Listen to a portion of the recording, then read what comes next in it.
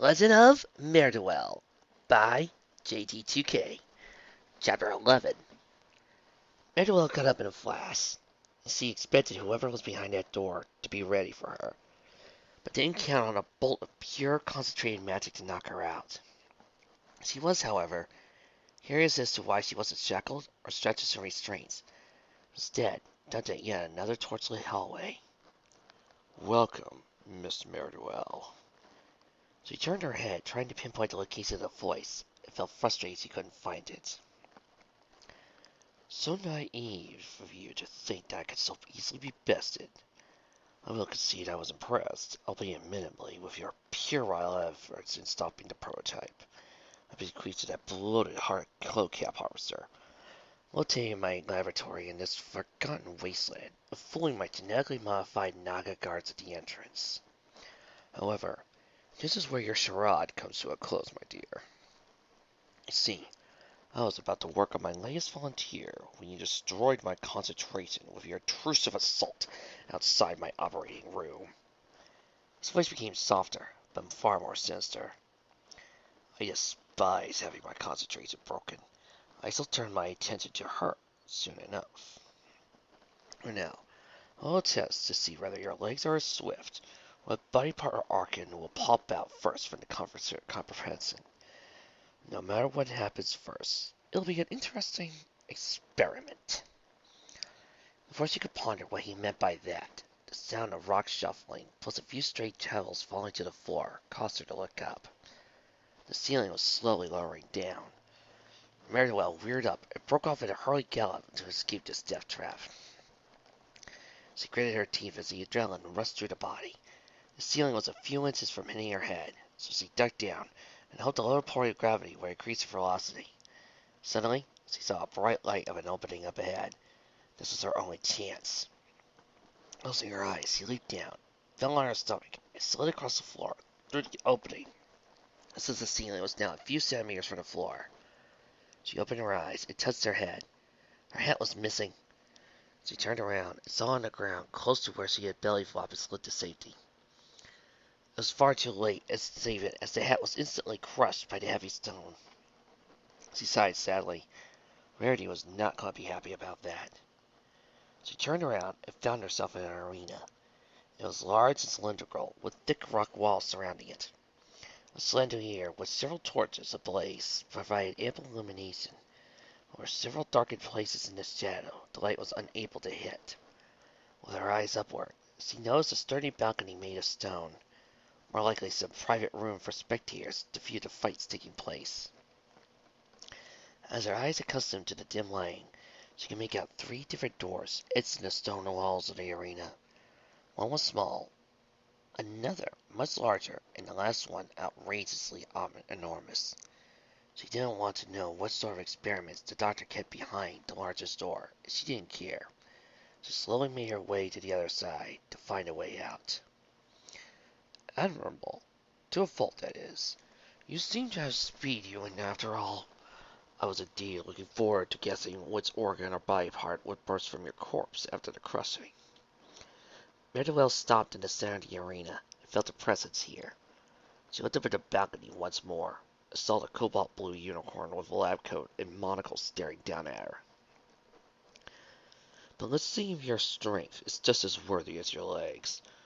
Normally, this is a room where I can watch my test subjects battle one another and see which is credible to live longer for a while, and which I would euthanize for being a waste of my resources.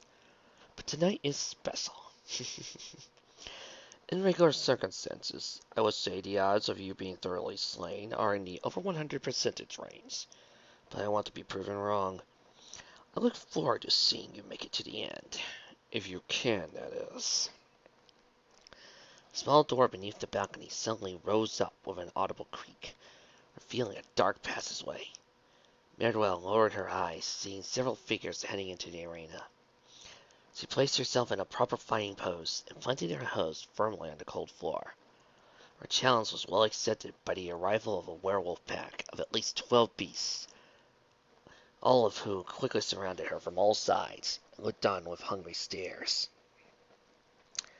May I mention offhand that none of my servants have had a decent meal in a while. Dr. Calabas commented. They missed the taste of pony, and I'm certain once they, how you say, tenderize you, you shall be quite ready for their digestive tracts. Now, my dear lycanthropes, attack! With one twist of his gleaming monocle, a dozen beasts immediately pounced on her. The vigilante wasn't about to let some overgrown mutts get the best of her, especially not during her preventive strike. Quickly escaping yet by running in between the legs of one of the monsters being in midair, the 12 ended up smashing against one another in a big pile. Mare-Do-Well swerved back to face him, as the topmost of one of the pile quickly recovered and lunged at her. The pony wasn't about to become an easy target this time around. She took a deep breath, expelled it forcefully, and took a flying leap into the air. The werewolf did the same. The wolf opened its mouth wide, ready to bite into the pony, as soon as he passed him, but she was ready for this. Turning her body in around, she leaned her left hoof out. She forcibly swung it forward to the second the werewolf's head was about to nip her. The powerful kick knocked out several teeth from the beast's mouth, and caused it to smash against the wall nearby, knocked out by the impact. Mare-Do-Well wasn't done yet, as two more lycanthropes regained their bearings and ran towards her. The pony vigilante shook her head at them, and turned around to run away. The beasts smirked, seeing their prey escaping them, and felt energized by this brisk run, reminding them of the hunt. She, however, wasn't running away from them, but rather running straight into a wall nearby. The bipedal wolves felt their meal had nowhere else to go, so would be quickly devoured. They immediately increased their speed to catch her. The riding masked pony, however, was ready as he leaped right at the wall, backflipped the moment after her hind hooves hit the stone structure, and used the momentum to spring forward off the wall, and twirled behind the wolves. The beasts themselves were too stunned struck by his acrobatic feat, and noticed they were already running at full speed towards the wall, not able to change direction in time. Smash! The werewolf pair hit the wall with astounding force and was knocked unconscious. Mare-Do-Well looked back and shook her head again, seeing how easy it was to fool them. Now she had a total of 9 werewolves, who were already hot on her heels and were approaching her position. Taking a deep breath, she reared up on her hind legs and managed to stay balanced on her 2 hooves, making herself a taller target, but also to be in proper fighting pose of one of the styles she read in the Japanese martial art books Twilight loaned her. How was it possible for a normal quadruped like a pony to fight a bipedal style of combat was a mystery even to her, but she was interested in it and decided to practice. Usually, she only faced against dummies made of straw Applejack leather to practice on in one of the lesser-used bars at Sweet Apple Acres. But now, she was about to face real adversaries to release his tall Celestia. It was time to kick tail. The first lycanthrope met a hard forward kick from her right hind leg, that stunned it not only to quickly combo into a jump kick, twirling around like a helicopter, smacking him all 4 times in the head. She didn't stop there. She cartwheeled it to change it to a forward roll, pressed it to a forward mule kick, and shot out like a torpedo, striking the second one in the chest. She leaped over the third beast, pushing him into 2 more to strike them all down, and dive bombed 2 more as she kicked them on their heads with her outstretched hooves. She faced the last 2, and the one in front was immediately hit with a solid headbutt to the midsection, cutting off his breath, followed by a full sweeping kick that knocked him into his head. The final wolf wasn't going to give her a chance to attack, starting to swipe with his claws and bite her. With her sense, she quickly telegraphed one of his forward headlines and ducked down just before he could nip her, only to quickly shoot her head and bounce right below the jaw. The impact made the monster stand upright in a daze, opening it up for an uninterrupted buck to its unprotected stomach that sent it sailing across the arena. It smashed into the wall, out cold. Mare-Do-Well looked back and saw the first werewolf back on his feet after the assault, so she went back to work on it. The beast immediately went on the offensive, swiping its claws at her, hoping to trip her up. The vigilante dodged and parried each blow with ease, due to his clumsiness and her sense. Finally, she stood upright once more, hooked one of her front legs forward, and clutched the werewolf's arm beneath her. Using his momentum as he tried to break free of the arm hold, she quickly flipped herself around his body and caught both her front hooves over his head with a resounding crunch. She swift kicked him down to his knees and ended with yet another helicopter twirl helicopter kick, then knocked him unconscious. Three more wolves quickly approached, and ganged up on her in hopes their superior numbers would help them win. Instead, it just made them easier targets as the pony bobbed and weaved between their strikes, managing to lasso to one of them behind. She held on tight and covered its eyes. The furious lycanthrope began to thrash about, hoping to rid itself of the bothersome pests, but instead managed to smack its own allies with such force that it intervallically took care of its own two allies. Was another one, who didn't see it. The claw first hit the head for them. The unwilling Patsy had served its purpose of clearing out the numbers for them, so the vigilante used her efforts to take them down to the floor, where she landed hard on its head with her rear, to have it seeing stars. The puny beast then double-teamed her, alternating between the strikes of one of the slings with the other. Mare-Do-Well was in no mood for these shenanigans, so she charged them, and managed to squeeze into them with her surprise. Before they could turn around and face her, a fine feeling placed forehoof against the side of both their heads, brought them together with a resounding crack, as he pulled out an efficient knockout blow. All that remained was one final werewolf, and he immediately went on a berserker rage, swiping, lunging, biting, kicking, and any other desperate attack to prevent the pony from beating it.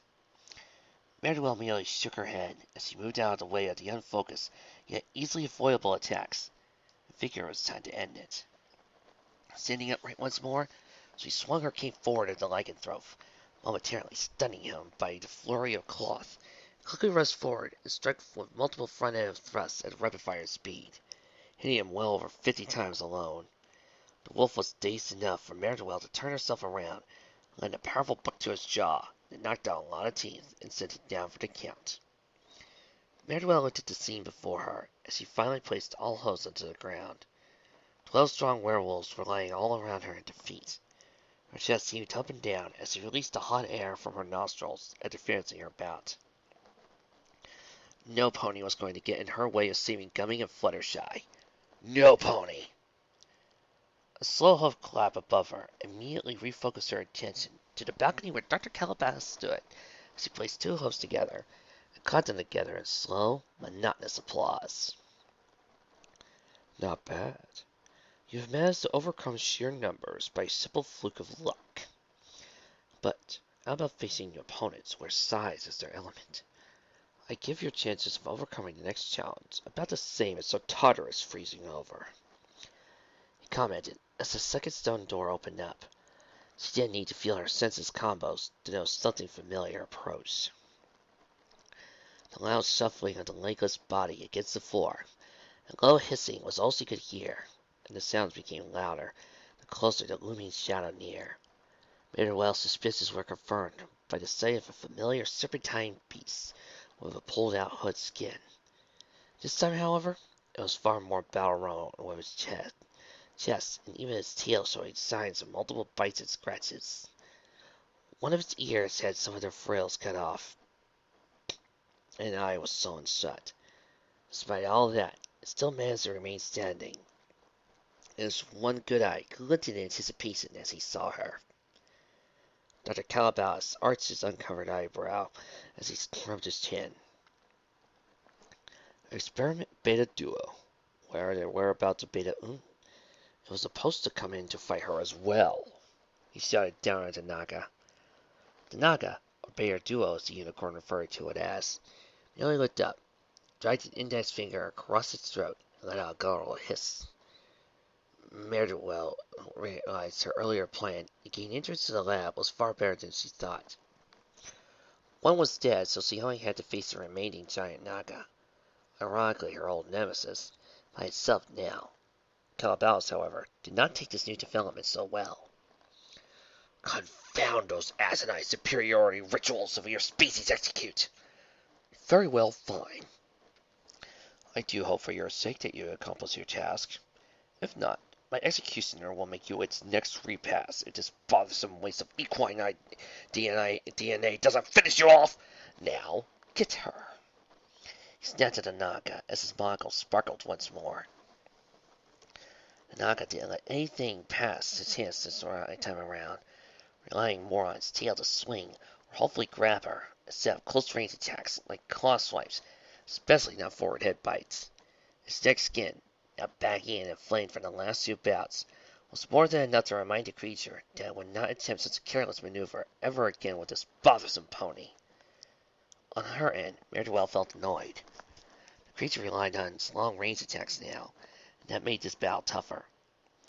One false step, and she would get knocked for a loop through a mighty swat of a tail, or worse, be crushed to death into powerful coils, like Rainbow Dash earlier.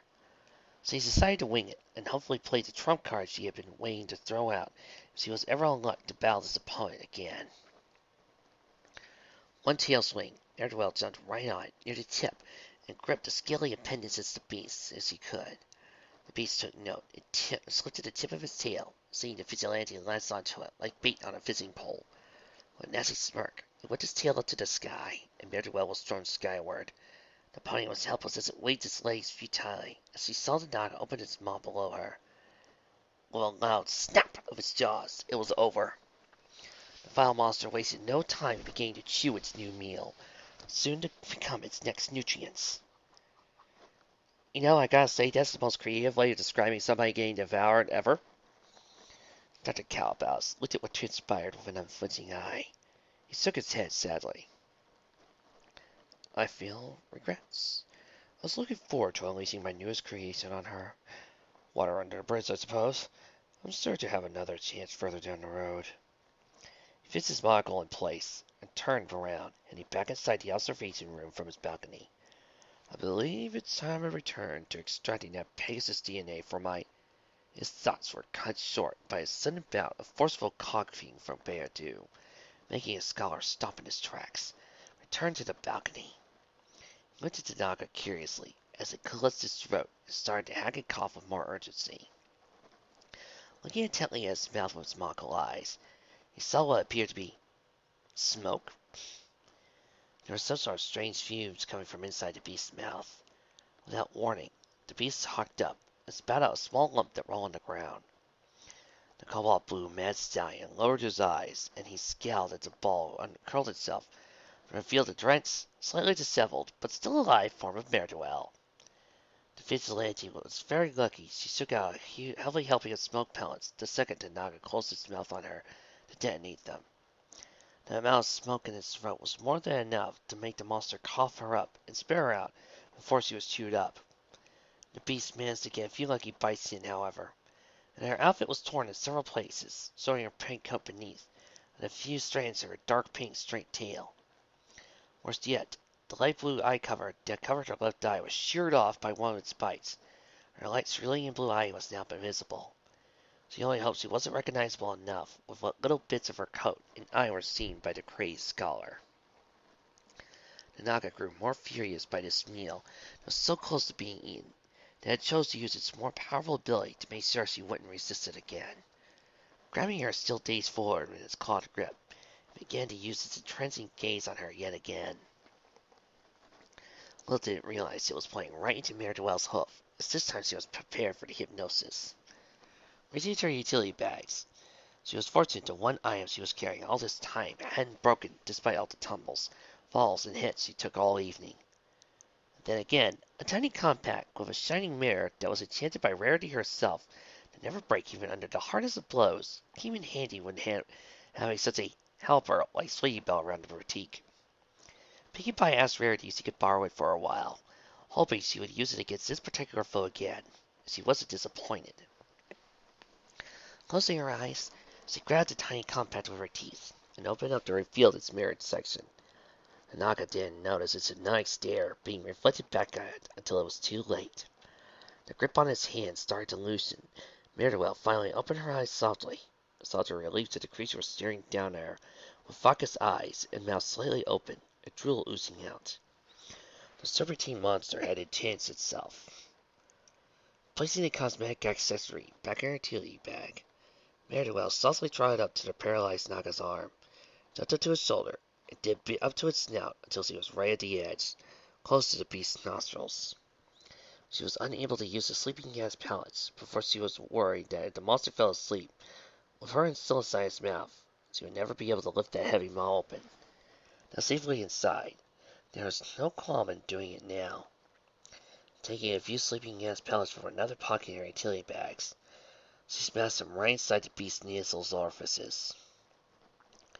It didn't take him long for them to take effect, as the creature's good-eye pupil dilated, and his body became heavy. With a low hiss, the Naga fell forward, and landed on the cement floor with a resounding thud. Against all odds, Mare-Do-Well managed to triumph somehow. I was quite pleased. Still, it wasn't over yet, as he used her exposed eye to look up at the visibly shaken Dr. Calabalis. The good doctor's features took a turn for the worse once again. His hair became messy, and moustache started to get spiky once more. His teeth grinded constantly. He rubbed his forehead with pressure against the floor of the balcony. Just before Mare-Do-Well could see him below his top, he somehow managed to control himself. He took a few deep breaths, fixed his hair and moustache again. He used his magic to lick the monoccle out of his eye, and cleaned it with a hanky in his lab coat pocket as he chuckled softly. Oh, I sincerely apologize, my dear pony. Was this supposed to be a part where I would be incensed, out of control, raging and raving and ranting like a stallion possessed? He shook his head with a cruel smirk. Oh, no. You see, I was actually looking forward to this.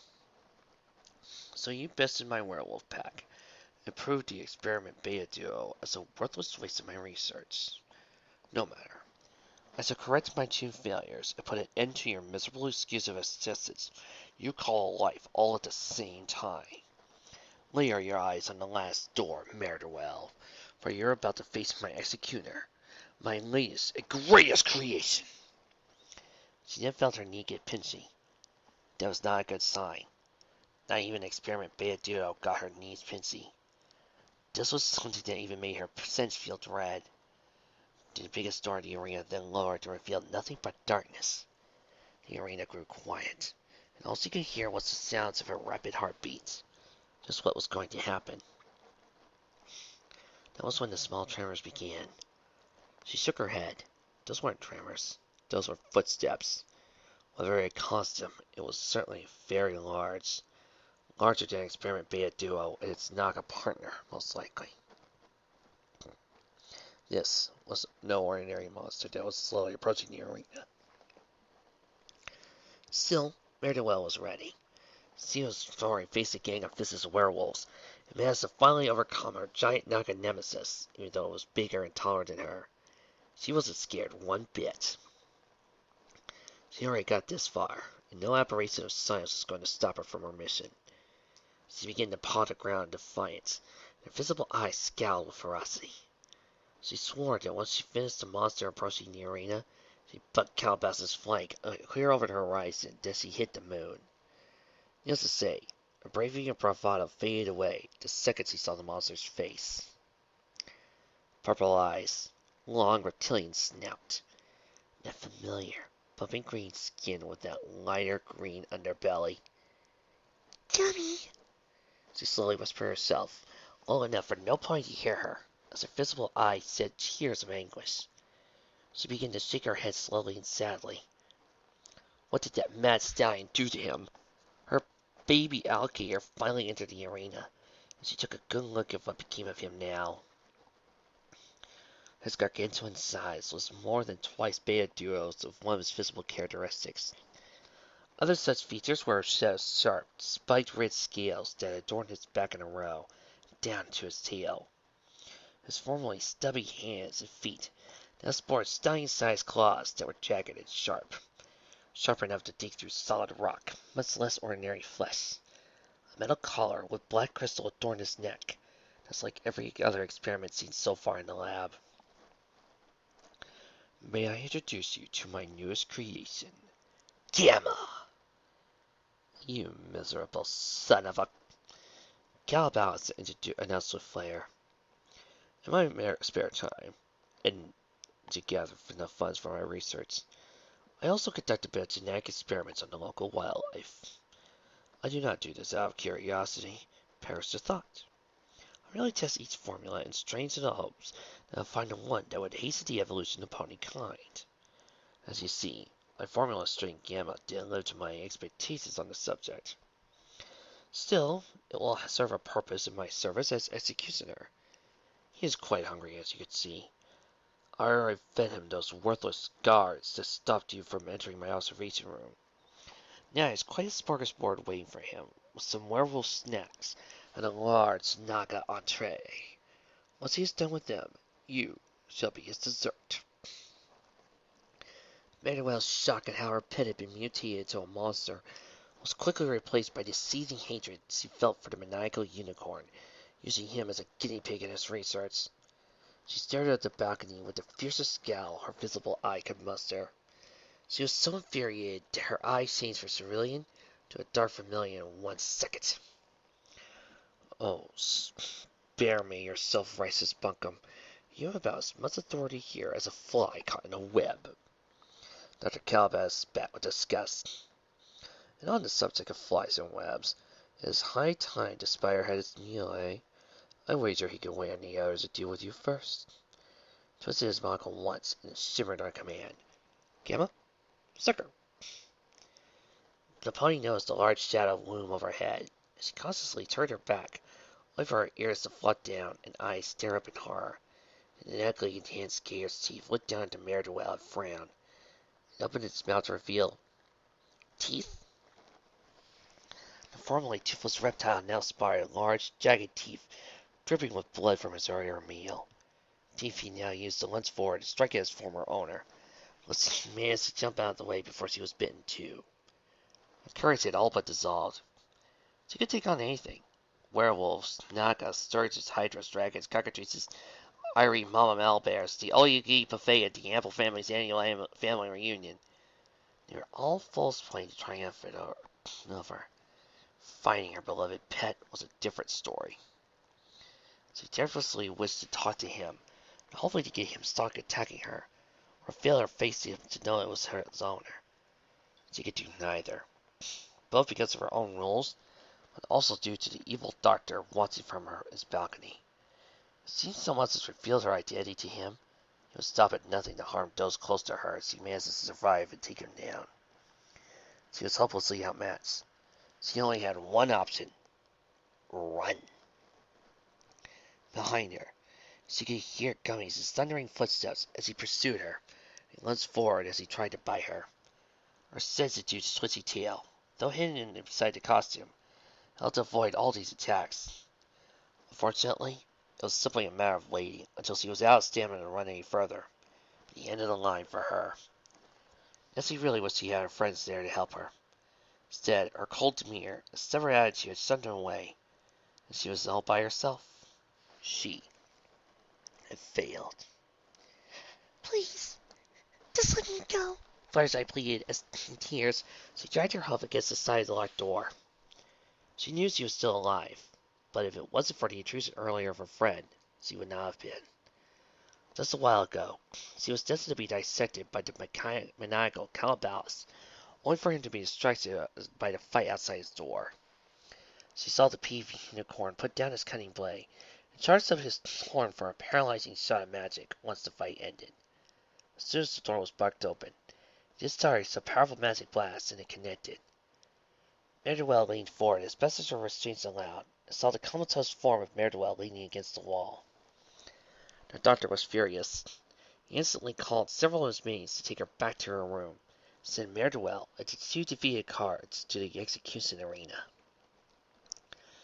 Fluttershy flared for her friend's life, especially after the unscrupulous scholar told her during one of his meals as he prepared to cut her dumplin' that he captured and experimented on Gummy, making him his next experimental creature. She knew Fluttershy or Pinkie Pie wouldn't dare harm her precious pet, even if Calabash mutated him. But how could she escape? The door was locked tight and there was no out. Her stare was useless unless she could see her counter in the eyes and stayed outside. Pinkie was as good as dead. She knew she would follow her soon enough. The Pegasus started weeping as her wails were loud, heard and clear in the entire room. The door opened, much to her surprise. She stepped back in fear. Just as she expected, a werewolf stood there looking at her as he extended its paw towards her. She fell down on her knees and shook like a leaf, thinking it was going to take her back to the operating room to be cut open. That was when the lycanthrope placed its paw on her forehead and patted it softly. She looked at the confusion and saw that the werewolf looking at her without menace or ferocity. She looked hard at the paw before it patted her with it, and she realized it was Bandit's. This was the same werewolf she healed before. The wolf beast started barking and growling at her softly, as though it was communicating with her. She blessed out in response to its words. You didn't need to tell me anything. I just did what I did because I don't like seeing anybody be hurt. But thank you. She replied. The werewolf began to talk again, and Fluttershy's eyes opened wide. Oh my, you see, I really must hurry. Thank you again. She then excused herself as she spread her wings to fly off. The helpful wolf beast, however, barked sharply to stop her. She then hovered over him as he growled, barked, and whined, and tapped the metal collar around his neck. Really? That's... I just don't know what to say. Listen, I'll see what we can do about them. I'll free you all, I promise. Your helpers is here, just like us. She finally responded as the werewolf nodded once and walked away. It was a tall order what the werewolf just confessed to her about the metal collars, but she would solve that problem in due time. First, she had to find the execution arena and stop Gummy before it was too late.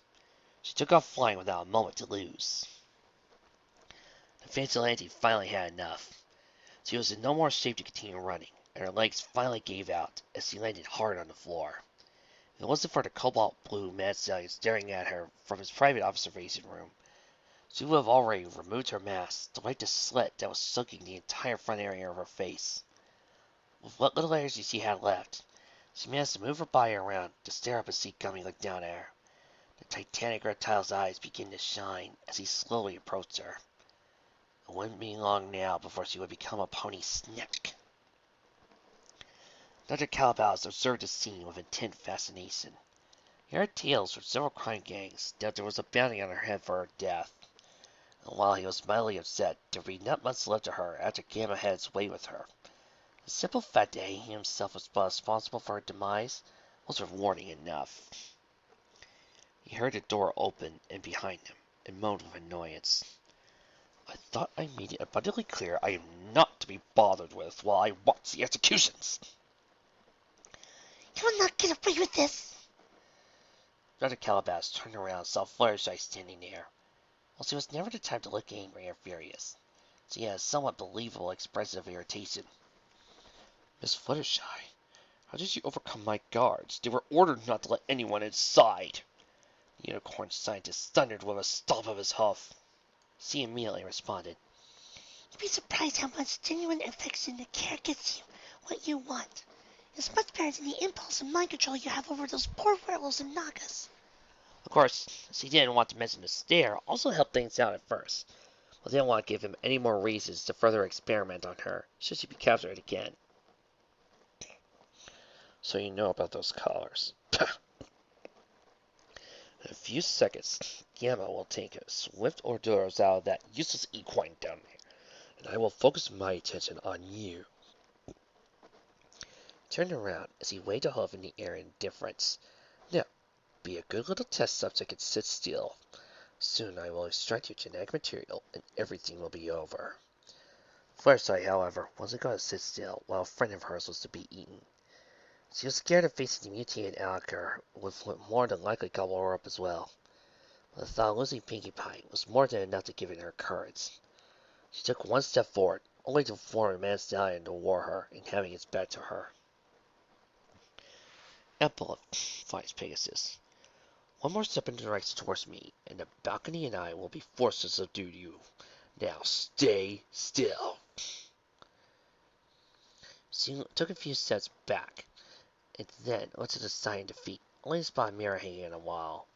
Her brow furrowed as she came up with a plan, but worrying would fail on her. No matter what, she had to try. She slowly shuffled to the mirror, and a beam of energy lighted just a few meters away from her advancing hoof. Calabash frowned as blue electricity crackled from his horn.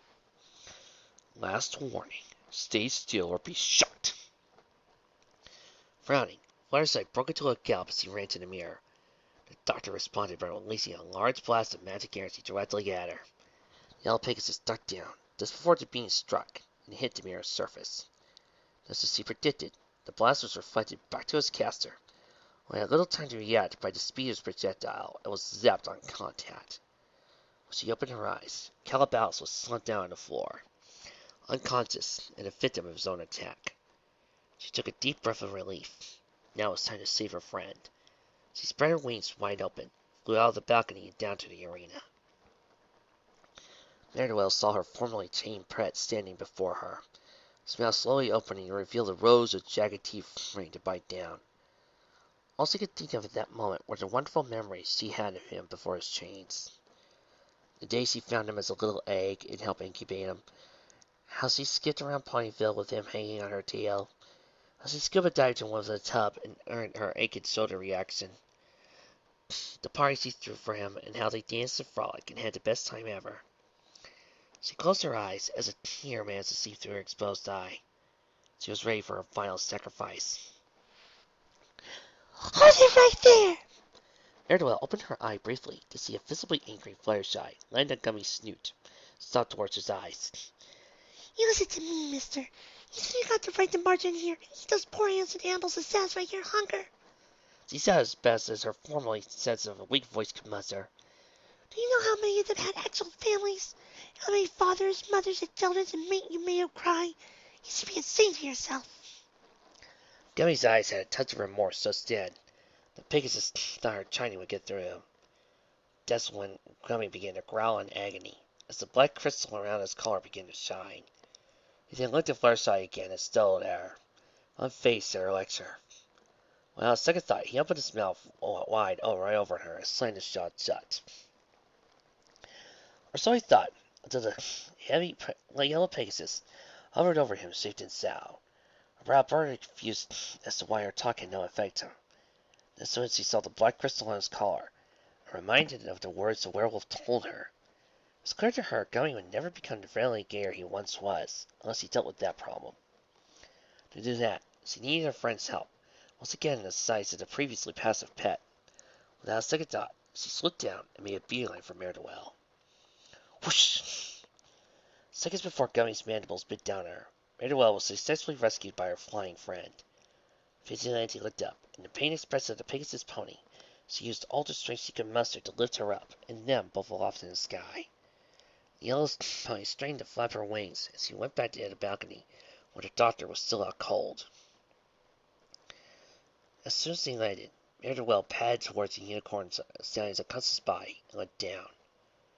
Her entire body was trembling, not out of fear, but of uncontrollable rage. Never did she want to break her second rule so badly than with this monster that dare experiment and change Gummy from a simple, happy baby alligator to a full-grown, carnivorous beast that had no regrets at eating any pony. That's when something in her mind finally broke. With the inhibitions finally released, she smacked him across the face with her forepaws, knocking the monocle clean off his head as it rolled onto the floor and fell into the arena. The assault didn't stop there. Pinkie Pie released all her pent-up anger and frustration with each hit, messing up the stallion's moustache and mane, leaving him black and purple everywhere as blood began to pour out his nostrils. So Fluttershy's air vented as he held her friend back when the irate pony stopped her assault. The infuriated pony gave her a death glare over her exposed eye, and Fluttershy squeaked in terror. That change in the tender's Pegasus' look was enough to make Pinkie Pie realize what she had done, and finally calmed down. And so, Fluttershy relaxed. Mare-Do-Well slowly walked back to the edge of the balcony, and her heart broke seeing her formerly friendly and tamed pet, now a hulking monster that was already hard at work, devouring piece by piece of the remains of Beta-Tudo, taking out meaty chunks of the Naga's flesh, snapping and chewing it with his mouth. Despite what he had now become, he wasn't about to leave her pet behind.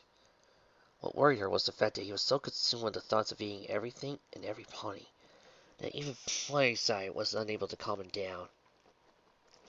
Even as he managed to free him, there'd be no stopping him. How could she ever get back the gayer she knew and loved? Are you worried about Gummy? Are you, Miss Mare-Do-Well? Fluttershy asked her. Vigilante looked at her, silently nodded. Well, if there's any way to be free of Dr. Calabasas' control, She responded. This was enough to get Mare-Do-Well's undivided attention. The thing is, you see, I was told some horrible news by a werewolf that I helped recover from an injury. According to him, Dr. Kalabowski's mental control over all his test subjects, so they behave just as he wants them to. She explained. Those collars around their necks have been fitted with something called a slave crystal. So long as they wear them, he uses magic to mentally control their thoughts and hypnotize them to a servitude. That is so cruel. Ne'er-do-well stared down with murderous intent at the body of the unicorn she had just beaten into an inch of his life. She felt ready to cut that last lingering thread. Only by restoring to mind control that maniac could have some semblance of a workforce. He's a bigger monster than she thought. Fluttershy continued. But there is a way to free them. Dr. Calabow's mentioned slave crystals had a common core all other shards came from, which he uses to focus his magic and control everyone who wears a collar. We must find the core if we want to free Gummy. That was more than enough for Mare-Do-Well to get on board with the plan. Calabash was passed out already, so grilling him for information was not a good idea. All they could do now was search the cavernous laboratory and hope they'd find the slave crystal's core before the entire garrison of minions were set loose. They had to hurry. Fluttershy had a head start on her as Mare-Do-Well stared at the unconscious form of a maniacal unicorn. Mare-Do-Well lowered her gaze to see the doctor begin to stir, despite his face now bloodied and bruised, purple and black. She wished she could have reserved her beatdown, but her gummy came first. So quickly, she followed Fluttershy out. After searching throughout the facility and finding nothing but half-empty rooms and guards lumbering about, the two equines finally found a room that was furnished quite formally in comparison to the others with the laboratory complex. Judging by the diplomas hung on the walls, cabinets filled with awards, a messy desk with many papers strewn about on top, a large filing cabinet placed against the wall, this was the good doctor's office. If there were any leads to the whereabouts of the core, it would be here. Mare-Do-Well and Fluttershy went on their own way as they began to search throughout the place. The Pegasus went straight for the file cabinet, while the vigilante searched the desk. One of the first papers in the messy pile that caught the masked pony's eyes. An analysis report. Mare-Do-Well read the paper. A frown seeing it was a report on Gummy's capture. It was dated a week ago or so, and the exact night her alternate self threw the anniversary party of Rainbow Dash's arrival in her honor, as well as her birthday. Mare-Do-Well quickly read over the other analysis reports on the desk, some including information that was way over her head, and some basically acting as diaries, a discovery of the experiment results. How do you find it among all this clutter? Here it is, I found it! Fluttershy exclaimed as Mare-Do-Well looked up, the sneer hold the document in her wing. Satisfied with her good work, the Supermare walked over to Fluttershy, and they both read the report.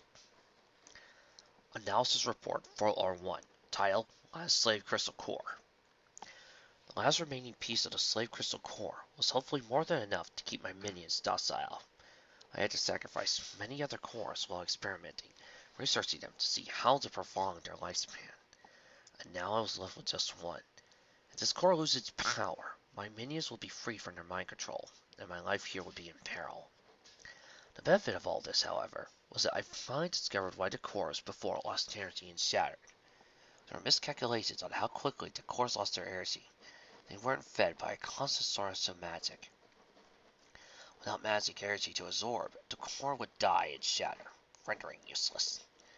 The proper course of action was not to keep it hidden in my safe like all the previous cores, but to always have it on me, both in a literal and figurative sense. That way, the gem feeds off my innate unicorn magic and maintains a fresh supply of energy to keep at full power. I made sure to fit the crystal in a shape no pony would ever suspect. In fact, you could say I could keep my eye on it at all times. The only remaining concern I have is that the gem tends to sheen and gleam whenever I use my magic to transfer a telepathic suggestion to a minion that holds a slave crystal shard, quickly identifying it to an outside observer.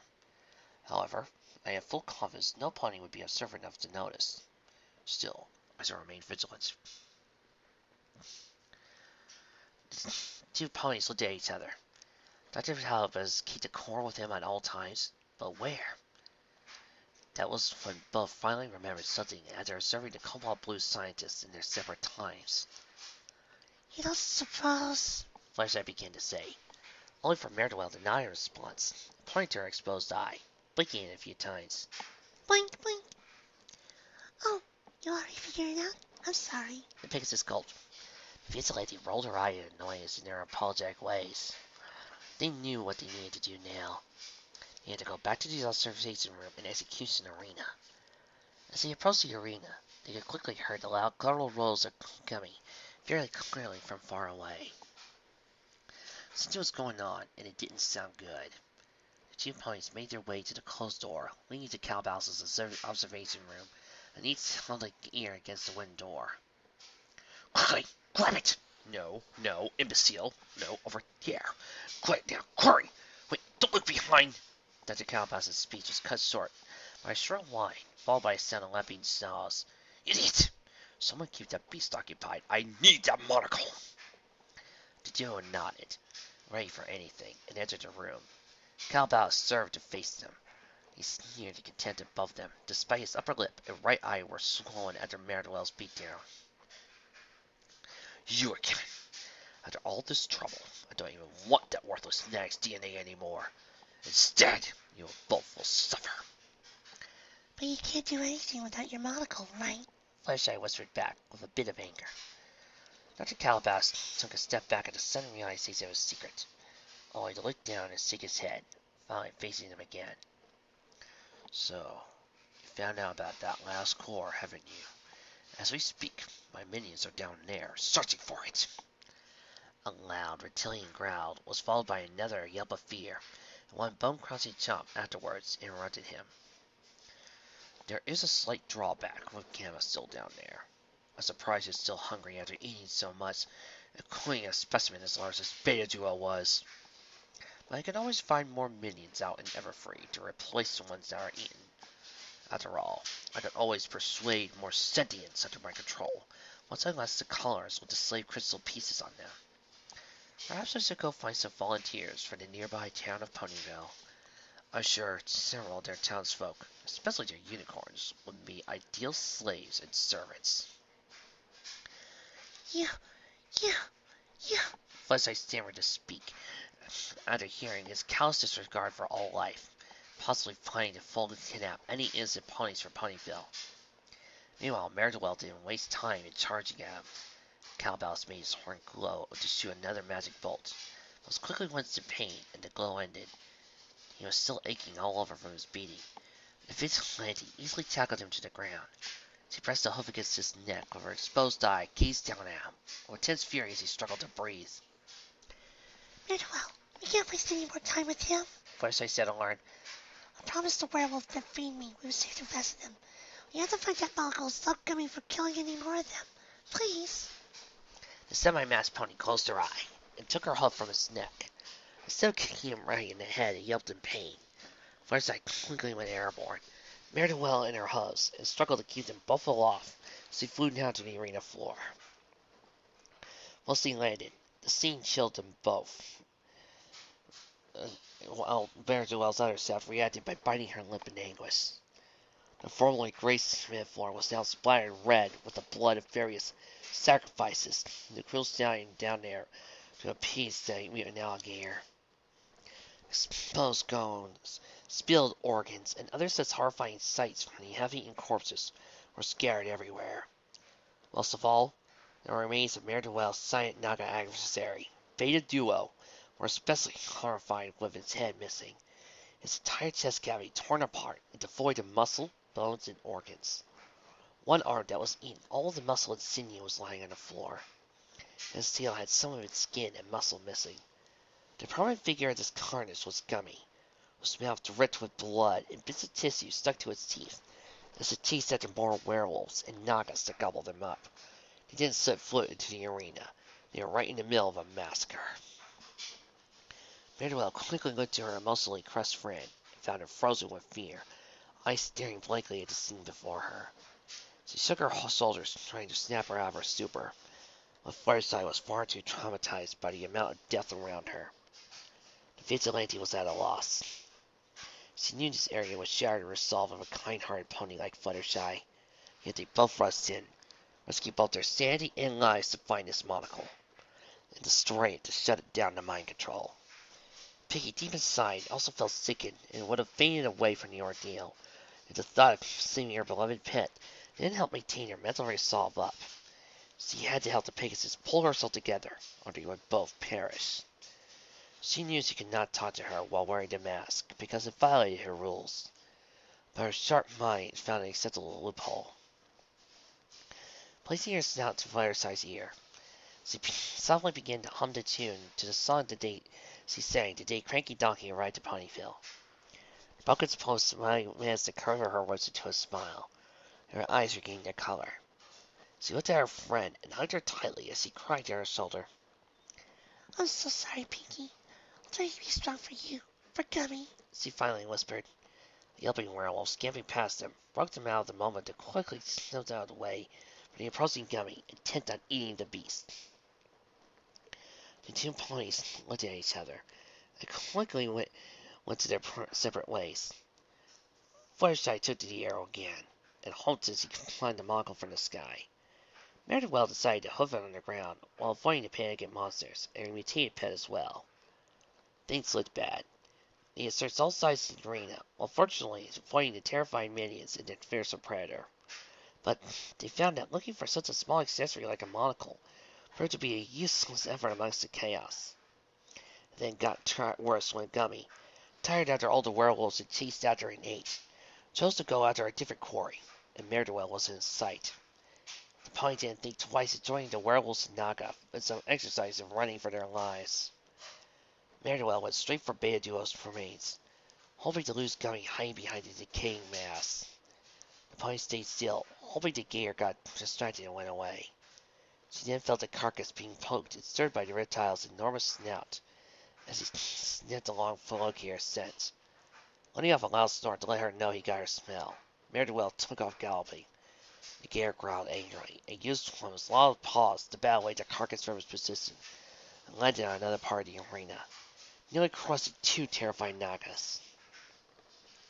From the air, Fluttershy immediately noticed a small sparkle of light from the blood funnel where Mare-Do-Well's body was before Gummy swatted away. Trying to get closer, she saw a very tiny round object stained with the Naga's blood. She gasped with surprise. It was the monocle. Mare-Do-Well! Mare-Do-Well, I found it! There, the puddle! Hurry! She tried to scream, but was unsuccessful due to her timid and gentle voice. She then began to wave her front legs around, hoping to attract their attention while stinging aloft their wings. But instead got the attention of Dr. Calabalis, who was already up and leaning on the balcony railing. Thanks to Fluttershy's inadvertent action, he saw the sparkle of a slave crystal core encrusted eyepiece in the pool of blood where Experiment Beta-Do's bottle laid on, and he could finally focus his magic on it.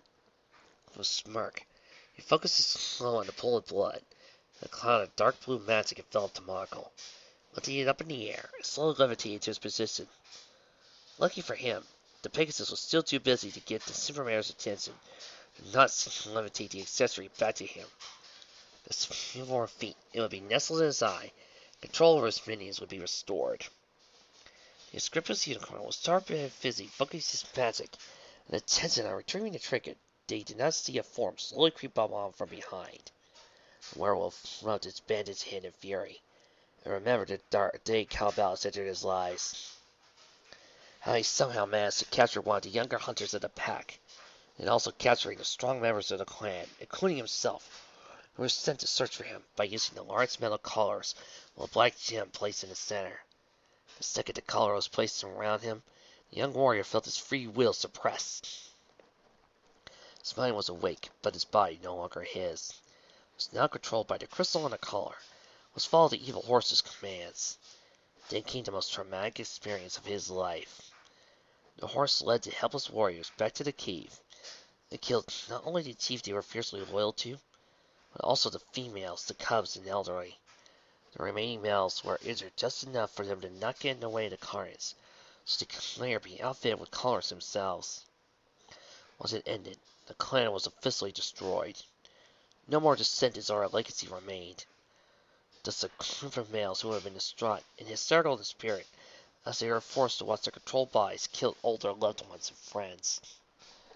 They were then led to the ruins of a former horse settlement and forced to work together with a bunch of filthy, degenerate Nagas, were also captured and collared into the horse's servitude.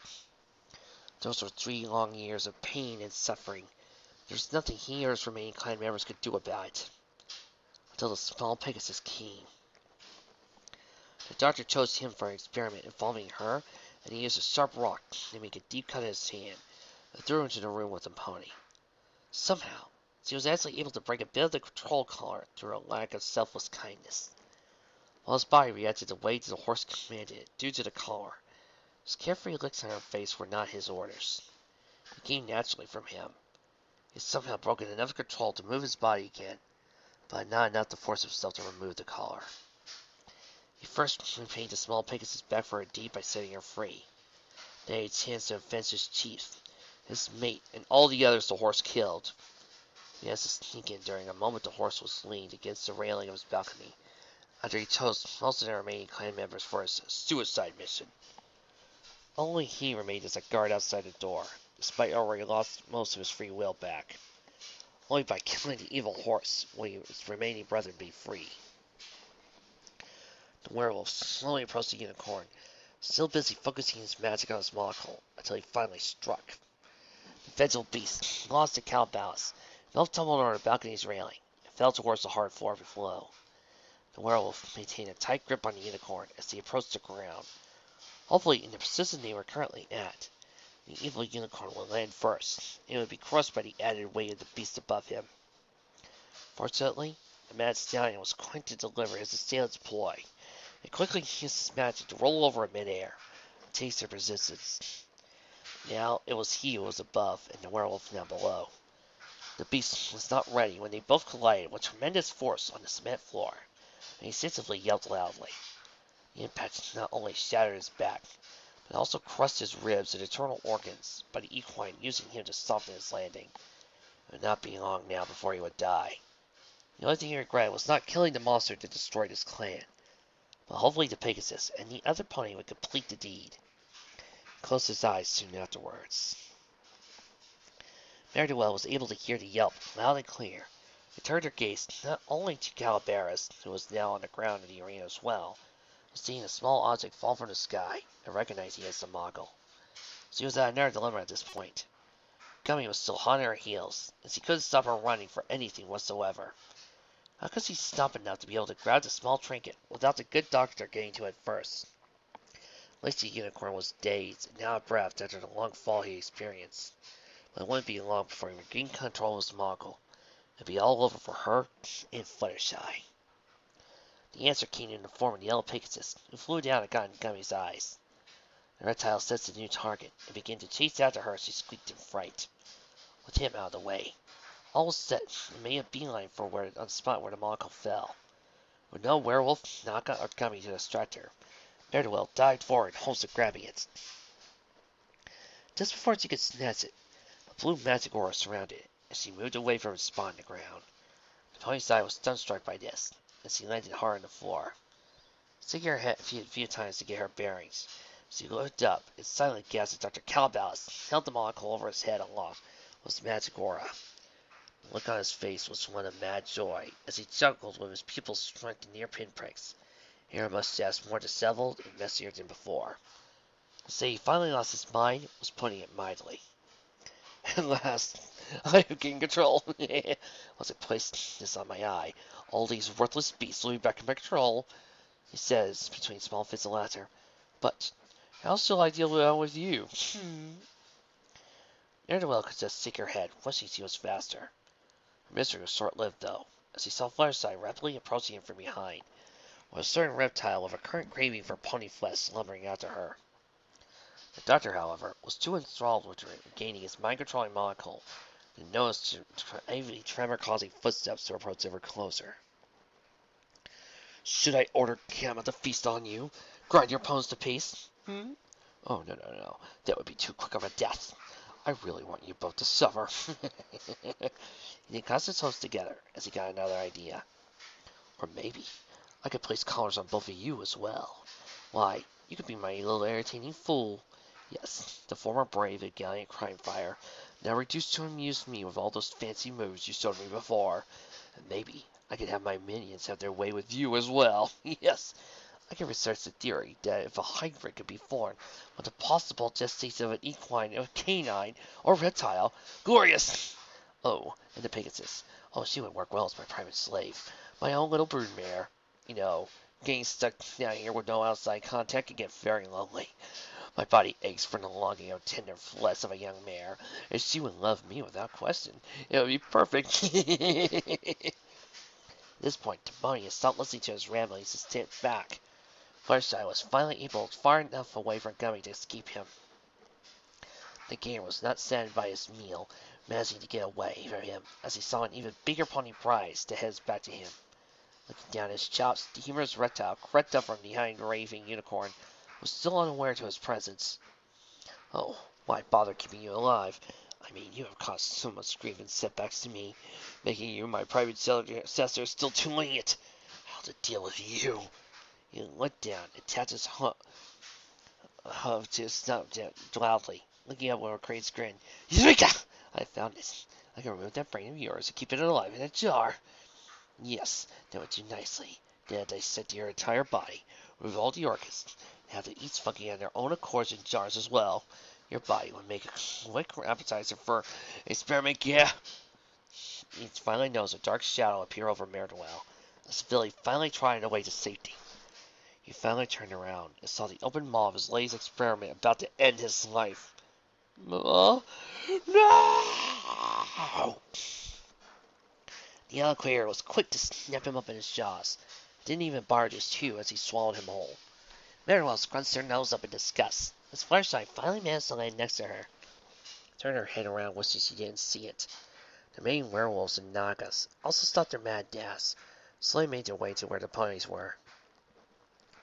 And so ends the life of a unicorn, driven by madness of the unethical research in science, outdone by the very thing he had created. Deep down, though, she wished she could have brought him to justice, just like Big Time and the others she'd taken down. She sighed sadly in defeat as he patted her friend's back. The moment of sorrow was shattered when he heard Gummy start to hack. The ponies looked up, and the gator's eyes started to roll around his sockets as he stumbled around. Unable to maintain his balance, he finally felt an enormous bulge form in his mouth. Mare-Do-Well knew she had to jump back, but a sudden twisty tail sent Fluttershy away from the point of impact. With forceful wrench, Gummy farmed up a mass of leftover flesh, bone, and liquefied remains. In the middle of it all, the mad stallion lay there, drenched in a sticky mess. He was still alive despite being swallowed whole, as he slowly breathed in and out. Mare-Do-Well was lucky her mass filter was still in effect, while Fluttershy as well as the other minions did their best to cover their noses at the nauseating stench. That was again when Gummy wrenched his head back, only to cough out and spit out something smaller that landed at her feet, so he remained queasy for the taste that didn't agree with him. Both ponies' eyes lit up at the sight before them. A gem stood right at their hooves, the slave crystal's core. After both Dr. Calabouts and their molecule was immediately swallowed, the eyepiece must have landed in the digestive juices of the alligator. Somehow dissolved the metal frame at the lightning speed, and expelled the crystal core of it. They fell for a harshful Hawkins spit of Gummy as he got rid of it. The crystal had some noticeable cracks in it, due to the bullet's being impact against the floor, but was still slightly solid. She didn't wait any longer. Mare-Do-Well lifted her dark blue panda's hoof up in the air, slid down hard on the gem, crushing it to powder. As soon as he did, Gummy and the nearby werewolves and Nagas began to growl, howl, and hiss respectively, as the black crystals in their collars began to shine brightly. With one blinding flash, each and every black gem was shattered to pieces. The werewolves and Nagas stayed still for a few seconds, only to open their eyes and blink. They looked down at the collars around their necks and grabbed them, snapping them off and throwing them to the floor. They were almost finally free. However, they were in no mood as they celebrate, as they all stomped and slithered towards the three equines and giant alligator. Mare-Do-Well looked sternly, as Fluttershy squeaked at him behind her. One of the werewolves went down at the masked pony, his eyes lowered in a hint of fang and shone through a sneering lip. The vigilante was ready to face them. He didn't care if they were free or not. If they harmed their friend, they would regret it. Three. Three. Her eyes opened up wide in surprise. Did the werewolf speak? Thank you, he said. He and the rest of the lycanthropes placed their fists on the chest, lowered their heads in reverence. Mare-Do-Well nodded slowly at them in response. Fireside poked her head behind them and smiled nervously. The Nagas were not in the mood for sentimentalities, and they slid over to the small pile where cowbells laid there drenched in the archaeous stomach excretions. Servant creatures leaned down and quickly shot their heads back up in hissing annoyance. The werewolves went on with mild disgust. The fact they couldn't eat a disgusting creature like cowbells wasn't the reason why they were tearing it apart. Rather, the spell of the vomitus was enough to drive back these creatures, but just as a smell were quite powerful to begin with. The Nagas had enough of this place, and they slid up to the small arena floor, where they used their combined strength to force the door open, so they retreated back to Everfree where they came from. Only the werewolves, ponies, and giant alligator remained. The remaining members of the pack ran towards their comrade that was near death. Mare-Do-Well and Fluttershy caught up with them soon afterwards. All the beasts and ponies looked down at the brave warrior, who risked his life to save them all. The fallen werewolf managed to open a weak eye. Doctor, dead? He managed to whisper. Not really. His core is destroyed, though. He saved us all. Fluttershy said tenderly with a smile. If you didn't knock him down from the balcony, you would have grabbed the molecule. You were still able to free his nasty control. But why are you now all speaking? We know the language Elder teaches us. With horse control, he commanded us to use droll tribal language of ancestors, instead of speech to insult heritage. We are free to speak now. One of the wolves answered, his comrades nodded in unison.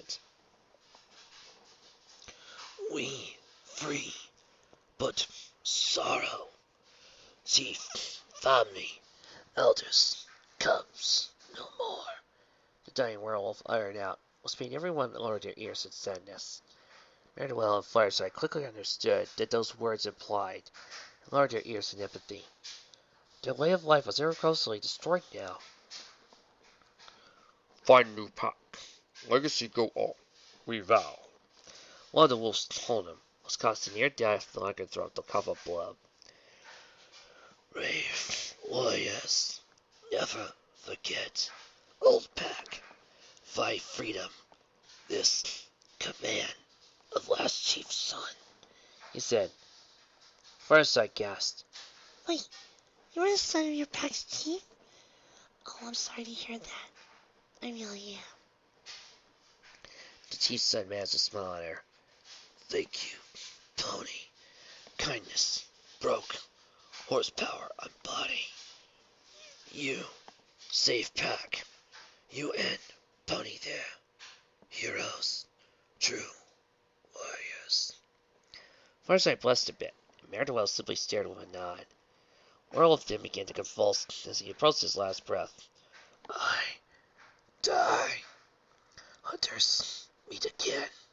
And great beyond. The noble wolf's head suddenly leaned to the side, staring blankly as life finally left him. Fireside and Mare-Do-Well lowered their heads in reverence, and the biggest eyes said in sorrow. Round them, the wolves rose their heads in the air, and began to howl long and forlornly at the passing away of the original wolf pack's leader. The chorus of howls was heard long and loud throughout the empty caverns of the lab facility, until the mourning period had vanished. The 200 remaining strong creatures then lifted the dead chief's song between them, and then the pack began to depart the door, the Nagas opened their haste to leave. However, the important thing they all saw was that Dr. Cowpow's was gone. The pile of dried vomitus was still there, but the stinking, possibly irate mad stallion was gone. Mare-Do-Well cursed herself for not keeping an eye on him. Now he was gone, and who knows what schemes he would concocted now. The werewolves, however, didn't let this break their spirit. They had to prepare the funeral for the last heir to their clan's leader slip. You now, heroes to clan, thank you. We meet again soon, friends. One of the werewolves said, as he turned around and placed a fist to his chest and bowed. The ponies likewise did the same thing, and the lycanthropes finally left. The two ponies looked at each other. They were nearly done, and only one loose end to tie. Gummy. The masked pony gulped as he approached her pet once more. All this time he just stood there, not moving an inch. Was he waiting for a chance to strike? Was he preparing to turn around and finally eat them? The pony feared the worst. The ponies looked up and saw their collective relief. Gummy simply stood there, looking up, blinking his empty, staring eyes. Gummy? Fireside managed to say. She was shocked as the alligator finally moved his head down to stare at them. Mare-Do-Well stood her ground, ready for whatever the reptile would do. Gummy blinked once or twice, until he finally reacted. He gave them a smile and began to wag his enormous tail. Mare-Do-Well finally lost her final restraint. Despite having been mutated to an enormous size and his body radically aged, he was still the same baby alligator he had always been. Her joy finally burst out as she tore off her mask, allowing the straight-maned Pinkie Pie she had been sporting throughout the entire ordeal finally curl and poof back to her chasing Frizz of Thorn. Gummy! She finally yelled as he took a tremendous leap to the ground and landed right on top of her loving pet's snoot, which he hugged as best as he could. The carrot could just blink at her, kept wagging his tail. I was sure what to say or do. Oh, my dear sweet little Gummy. Or rather, my dear sweet big Gummy now. Oh, how I miss you so much. The big pony said as she shared tears of joy. Mama promises you soon, I'll never, ever let anybody harm you again. Once you get back to Ponyville, there'll be a huge, super duper mega party waiting for you. I bet every pony will be so happy to see you back. Pinkie, I'll personally make sure you have all your favorite snacks there. We'll have gumdrops, caramel apples, and candy canes, muffins, and pies, and maybe we'll have Mr. and Mrs. Cake bake the marzipan, mascarpone, meringue, madness in your honor. Pinkie, We'll also have all our favorite games there, too.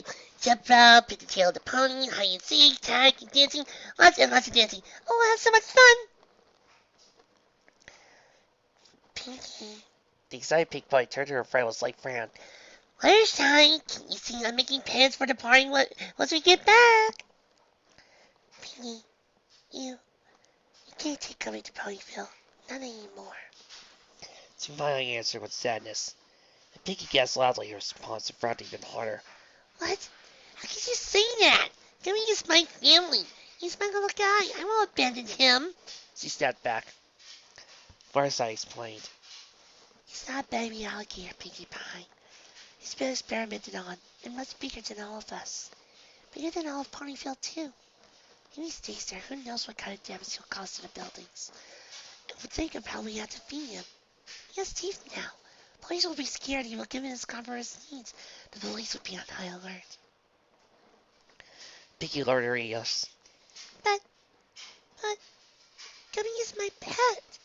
He means everything to me. Fireside placed a huff on Pinkie's shoulder. I know he is, Pinkie. But I'll be much happier in a bigger place. Why, I can see him at Froggy Bottom Pond. I'm certain the nice frogs will keep him company. That mean old Hydra and other predators wouldn't stand a chance. The swamp is the only place we can take him. I promise you, he'll be happy there. Pinkie sighed and looked back at the enormous eyeball of her giant pet. She closed her eyes and nodded once. Okie dokie Loki, Fluttershy. We'll take him back to Froggy Bottom Pond. I trust you. Fireside smiled at her, and Pinkie gave her one smile back. While that settled, she turned to face Gummy in the eyes. Okay, Gummy, time we get out of here. Let's go home, shall we? I'm counting on you to break through everything once since you're a big gator now. Got it? The reptile growled once in response. The ponies jumped down to the ground, with Pinkie lifted and putting her mask back on. Gummy led out the largest door. Mare-Do-Well pointed a hoof at the door, and Gummy turned around and swung his tail up in the air. The crime fire of Pegasus' friend moved to a safe distance as the alligator began to slam its enormous appendage against the door over and over again, like a battering ram. Some minutes later, the door showed visible cracks, as 5 more slams were needed to demolish the entrance and allow the gummy-sized soul to be seen. The ponies jumped over the rocky debris as Gummy barreled through. As he did, though, he looked rather uneasily as his stomach began to rumble in a worrisome manner, but the ponies paid it no attention. He had to find a way out. After reaching the end of the chamber, which led to a previous cell, it took Gummy's enormous clawed tail to break through the cell and demask the small hallways, causing cave-ins to the rest of the lab facility.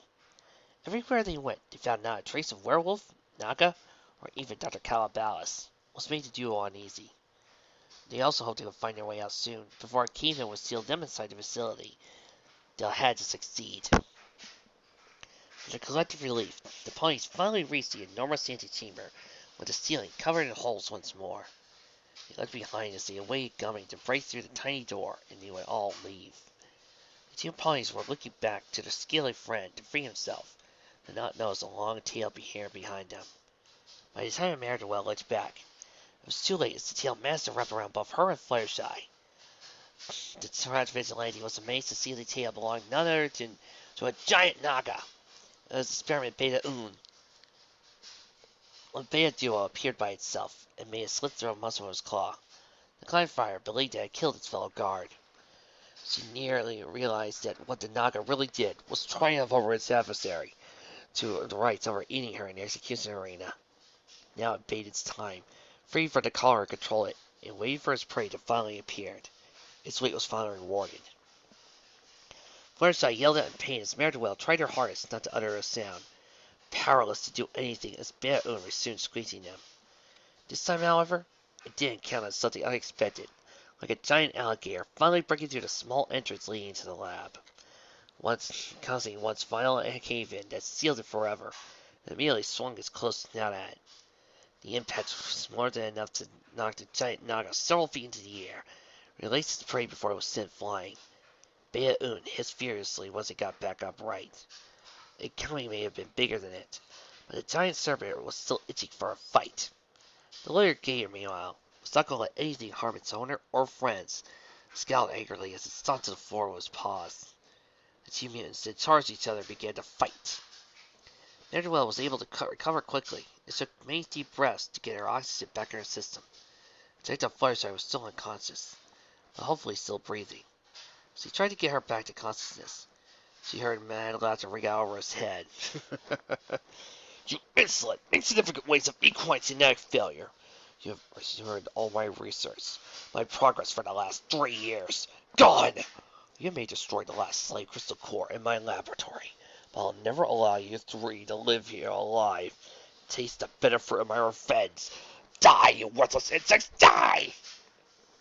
As soon as Dr. Calabas started talking, she immediately heard a loud groan coming in from the ceiling. To her horror, starstone spikes shot out from the holes from above, and the ceiling began to slowly descend. Mare-Do-Well looked up in fear. She knew very well that both Fluttershy and she could escape this death trap, and was the mad unicorn was obviously too irrational at this point to believe it had a chance to kill them.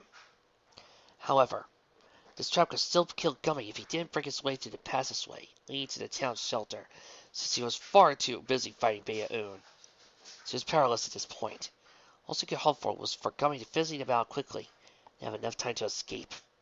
She immediately placed Fluttershy on her back and quickly ran across the antechamber, looking up to see the spiked ceiling continue its descent.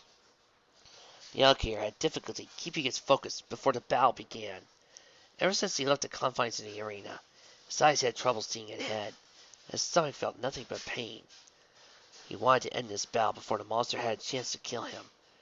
Beta Un was constantly constricting its jaws by rubbing its tail around it, scratching deep cuts at the top part of his snout with his claws, hoping to tire his adversary long enough to strike a finishing blow. Gummy, however, had enough of it. It quickly rolled over his stomach and slammed the top part of his head against the door. The blow was enough to loosen Beta Un from around his jaws, and the naga lay there dazed on the ground. Gummy quickly snapped up his jaws and swung it around in a vice-like grip. The gator finally released the naga as he arched his head upwards, and the serpent beast was launched upwards towards the ceiling. Thunk! The naga let out one final hiss of anguish as it was impaled against the sharp spikes, and finally expired. Mare-Do-Well was happy as her pet triumphed, so there was plenty of time for Gummy to force his way through the passageway, and he would all be free. The joy was immediately turned to sadness, as Gummy was unable to stay on his feet. He slowly swayed side to side as he approached the passageway, and couldn't apply enough pressure to break his way inside. The gator let off a long cough that somehow spit something else, then landed on the floor next to the pony who was unable to see it. Feeling straight to leave him, he slid down the floor with his head inside the hallway. The rest of his body was still in the antechamber, with the slowly descending ceiling. Mare-Do-Well began to shake her head, They were so close. What happened to her pet? Why was it so tired? She ripped her mask off and started shaking the nearly unconscious Gummy. Gummy, please wake up. Please. You have to get up. We're so close. Just a little more easy. Come on. Please. I'm going to sleep. She pointed her as tears began to flow from her eyes. Not giving up, she quickly galloped behind Gummy and pushed him as hard as she could. She was so desperate to save him that she didn't even stop to realize that she needed the strength of at least 5 full dragons to save him. Fireside finally woke up at this point. We started to see Gummy, who had the telltale signs of death approaching. It was very similar with those signs, and the indicative face of the nearly departed, as she herself attended several deathbeds of wood-clan creators or relatives who were ready to pass away. She really felt bad witnessing the passing away of various birds, bunnies, and other forest friends, but she was there to give their friends and family moral support. Now it was her turn, despite breaking her heart, to tell Pinkie her friend was about to do the same. The question on her mind now was why. Why was Gummy dying so quickly? She looked down at the floor and spotted a small island. She looking at it more closely. She gasped in fear as it gave her the answer. No wonder Gummy vomited and started looking so sickly. She had to inform her friend quickly. Pinkie Pie started to tug on Mr. Teal's, wishing she had the strength to push Gummy out of the way. The ceiling was near its halfway mark. If Gummy didn't move in less than a minute, he would be crushed and skewered. At this point, she felt that life wouldn't be worth it without her precious pet, considering all the sacrifices she took. Her hair slowly lost its curls and returned to the straight styles as she chuckled pointlessly. Pinkie! Fireside corrected herself, even as her friend no longer wore her mask. She quickly ran out to her. Pinkie, we can't stay here. We can't save Gummy. He's... She choked on the words, unable to see him. No! Don't even say Gummy's going to die. We're going to save her or die trying. If Gummy won't move, then I won't move. I don't care if I die. Gummy's my pet. I'll not abandon him, and that's final. She snapped angrily. The yellow pony, however, didn't shy away as she looked at her with a semi-cross face. Pinkamena, you have to listen to me. I have something to show you. I know why Gummy's going to die. She blurted out sharply, which made the pink pony turn and stun at her son in remark of urgency. Hesitantly, she followed Fireside back to the front of her pet. Look at that down there. That is the cause of his death. Pegasus muttered as she pointed at the small object of her hoof. Pinkie lowered her head down and looked at the eye before her. It appeared to be some sort of syringe with a bent needle. A small drip of strange liquid dripping out of what little remained inside. She smelled it once and quickly moved back before she could even touch the stuff. Is that some poison? Dr. Calabasas. He must have had a syringe of it in case an experiment was unable to be controlled. Fireside nodded sadly. He injected it inside Gummy when he got swallowed. It caused him to throw up. Pinkie concluded as tears began to form in her eyes. Now sadness. Oh, Gummy! Pinkie Pie walked up to her dying pet and placed her snout next to it, snuggling softly. I wish I could have been stronger. I wish I could have been faster. If only I managed to grab that monocle. Or I could have destroyed that crystal when you appeared. You even calmed yourself down when I first came here, instead of letting my anger get to me. Sakura was right. I am a big failure, but She did her a slight tender growl, and it caused 2 ponies to look up. Gummy's eyes blinked out weakly as the toxic coursed through his veins. His end was near. He gave her master a smile to acknowledge he had the greatest life being her pet. Gummy, go! The alligator used his snout to softly push her away, even as he was nearing his end. He didn't want to see her die, more so under these strange circumstances as the ceiling lowered even more. The spikes were less so than 30 seconds impaling him. Pinkie acknowledged it and nodded her head sadly. She placed her Mare-Do-Well mask right on, with little time exposed of his lips where it was, and turned around to leave with Fireside. As he did, they heard a small weak voice growl out. Ma, ma, ma. Pinkie choked her tears as she galloped away, back to the shelter, with the Pegasus following close behind. Gummy knew she heard him, and he was finally free. Closing his eyes, he calmly went to sleep. The ponies reached the foot of the spiraling staircase. Fireside took a small torch from the hallway, flew up to the ceiling, hoping to find a way out. As luck would have it, she found a small handle that was hidden in the darkness as he pulled it down. As he did, and found above them slowly sit aside, allowing to see the dark sky above them once again. Fireside quickly flew up, but Pinkie remained slumped on her haunches, looking down on the floor in the bomb. Pinkie, Pinkie, we have to go. She called out loudly as a weak voice could. The pink purring didn't budge an inch. That was when they heard a loud crunch, followed by the earth-shattering stand of stone against stone. Pinkie shot her head up to the sky, and screamed out as tears flowed from her face. Gummy!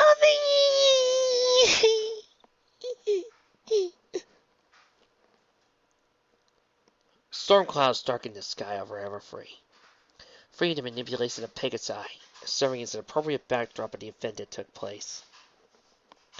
Pinkie Pie sat there slumped on the ground, still wearing the rest of her Mare-Do-Well costume, having done nothing but cry ever since he constructed a crude tombstone made of wood, placed it at the foot of the fountain in the town ruins. Behind her were her fellow elements of harmony, with the exception of the hospitalized Rainbow Dash, all wearing manners of funeral garments.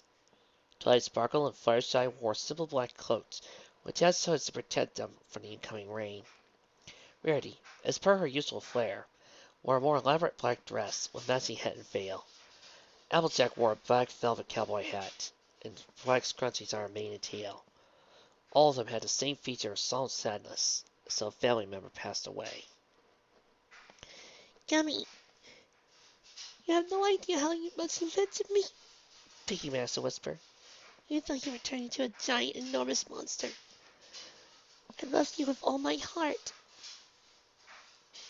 I miss you, sweetie.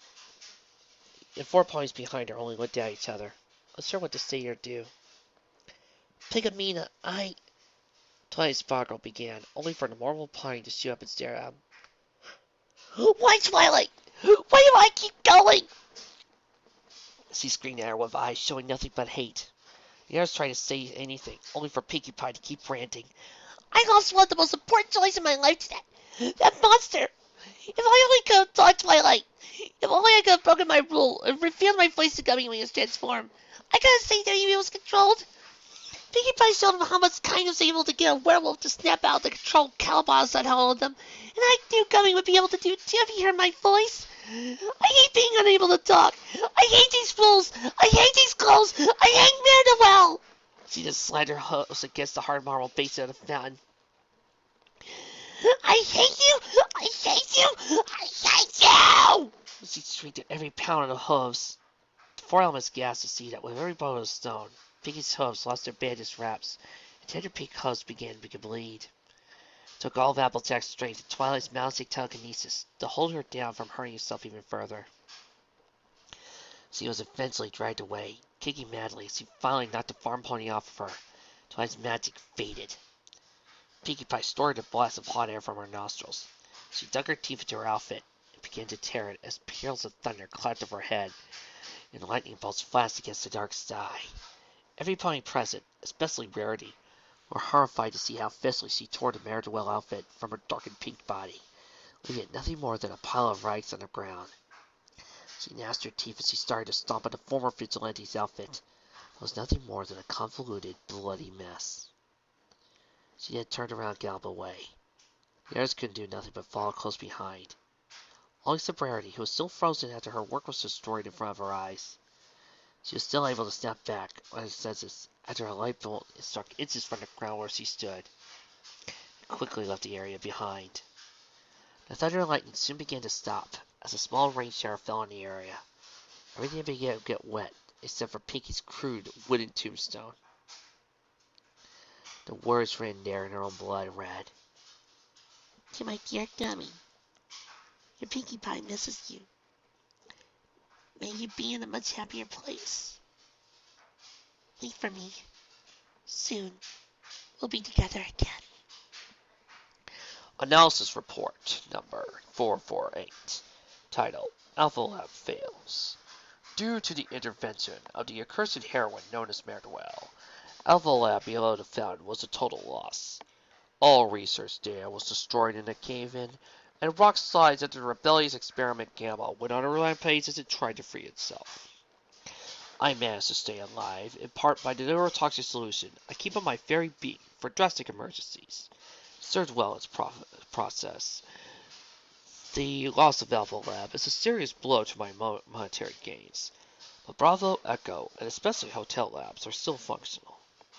Azar grows delusioned by the lack of cooperation of Philistine ponies, who fail to share in the vision of helping advance their evolution.